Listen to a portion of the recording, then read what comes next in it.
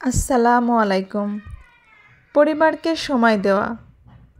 গবেষণা জরিপে উঠে এসেছে, সফল উদ্যোক্তা ও সফল মানুষরা পরিবারের সঙ্গে রিল্যাক্সের সময় কাটান।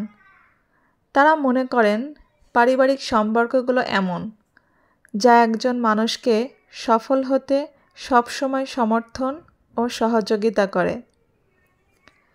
বেশ কয়েকটি প্রতিবেদনে এও তুলে ধরা হয়েছে, সফল ব্যক্তিরা পারিবারিক কাজে সহযোগিতাও করেন। বিখ্যাত জার্মান লেখক জোহান ওলফগ্যাং ভন ওথ লিখেছেন, সেই সবচেয়ে সুখী, হোক রাজা বা কৃষক, নিজ ঘরে যে শান্তি খুঁজে পায়। রাসূলুল্লাহ সাল্লাল্লাহু আলাইহি ওয়াসাল্লামের দৈনন্দিন রুটিন অধ্যয়ন করলে দেখা যায়, প্রতিদিন তিনি পরিবারকে সময় দিতেন। রাত্রিকালীন সময় ছাড়াও দৈনিক সকালে ফজর নামাজের পর সূর্য যখন দিগন্তরেখা ছেড়ে মাথা তুলে কিছু দূর উঠত, তখন স্ত্রীদের ঘরে যাওয়ার জন্য তিনি উঠতেন। ঘরে প্রবেশ করে সবাইকে সালাম দিতেন এবং কুশল বিনিময় করতেন।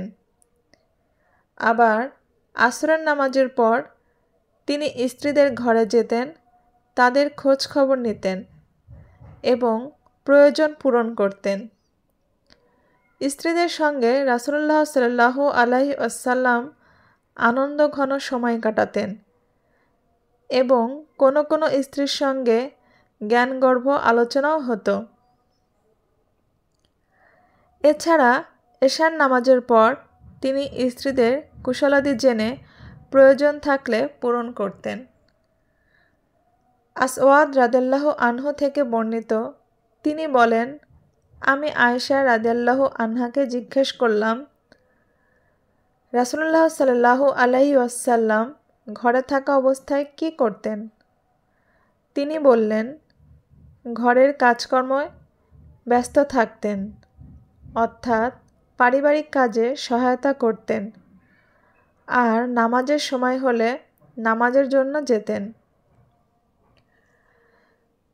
আয়েশা রাদিয়াল্লাহু আনহা থেকে বর্ণিত, রাসূলুল্লাহ সাল্লাল্লাহু আলাইহি ওয়াসাল্লাম বলেছেন, তোমাদের মাঝে সেই উত্তম যে তার পরিবারের কাছে উত্তম, আর আমি আমার পরিবারের কাছে তোমাদের চেয়ে উত্তম। আল্লাহ হাফেজ। সবাই ভালো থাকবেন।